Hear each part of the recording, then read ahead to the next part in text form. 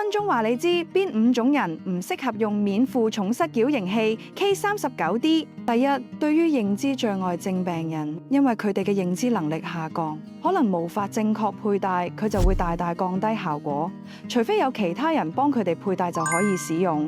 第二，對於某啲膝蓋變形但係冇疼痛嘅病人，呢款失矯形器主要係解決負重走路時膝蓋疼痛嘅問題。如果病人想用呢個產品改善膝蓋嘅變形，係可以照用。例如 O 型腳或者 X 型腳，我哋仲會教埋佢哋點樣用呢個失矯形器去令隻腳變直。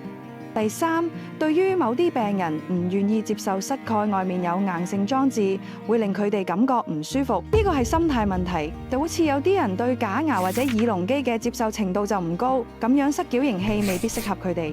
第四，嚴重靜脈曲張嘅患者喺佩戴矯形器時需要謹慎，避免加大綁帶壓力，可能會導致更嚴重嘅情況。普通靜脈曲張嘅病人就可以考慮使用。第五，如果病人有嚴重皮膚過敏或者膝部皮膚發炎潰爛，咁就唔適合用呢款產品。如果你中咗以上問題 ，K39D 失矯形器可能唔太適合你。不過如果你冇呢啲情況，佩戴呢款失矯形器會幫助你減輕行路痛楚，加強膝頭嘅穩定性，令你行得更加有力。如有需要，歡迎預約免費試戴。